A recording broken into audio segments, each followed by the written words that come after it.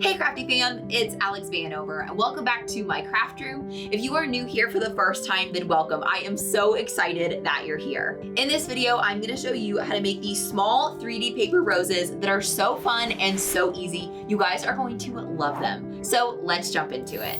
So to get started, let's first grab our SVG flower petal templates from Design Space. So I've already bought and downloaded this template from Etsy. It's from a shop called Catching Color Flies, and I really love it. So if you guys are interested in it, I will link it in the description below. I definitely recommend using this template because it is beautiful.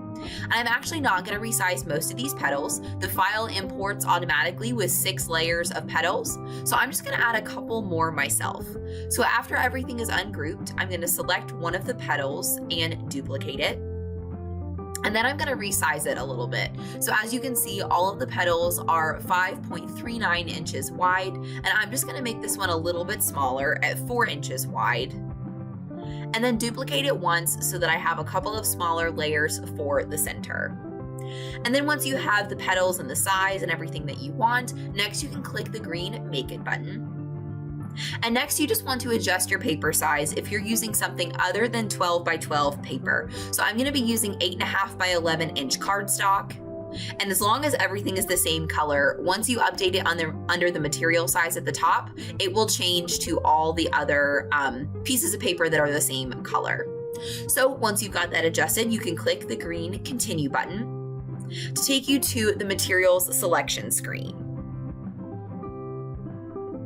And then once your machine connects, you can choose the cut setting that you're going to use with your Cricut. I'm going to be using 65-pound cardstock, so I'm going to use the light cardstock setting for all of my petals.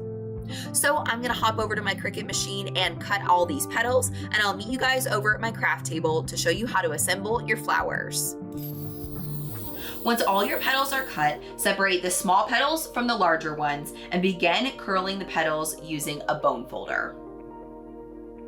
The goal is to get a C shape out of each petal. It looks kind of like this. Then once all the petals are curled using the bone folder, curl the ends together and hold them between your fingers for about 5 seconds per side to intensify the curl. The petals curl is what really gives this rose its shape. When curling with the bone folder, pull it along the edges of the paper with a motion that's similar to curling ribbon with a pair of scissors. You don't have to use a bone folder to curl your petals. Some crafters like to use a glue stick from their hot glue gun, or even a dowel rod to curl their petals. But I always get ridges in my paper when I use anything but a bone folder, so that's why I prefer to use it as my tool. The bone folder that I use is linked in my Amazon store in the description below. When you get to the small petals, repeat the same curling process. But before we begin assembling the whole flower, we're going to create a bud out of one of these smaller sets of petals. To do this, tuck the edges of one of the petals in toward one another loosely so there's an opening about the width of your finger, and then glue them together. Be sure to hold the glue until it's set with each step. Then loosely glue the other sides to the outside of that first petal. This rose doesn't usually have a super tight center, so glue one side at a time and really take your time with this.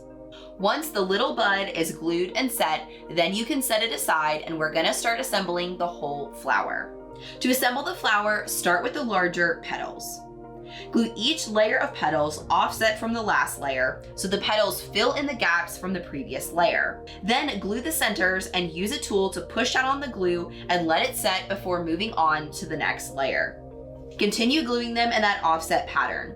Every other petal layer should sort of match up, but don't worry about lining them up too perfectly.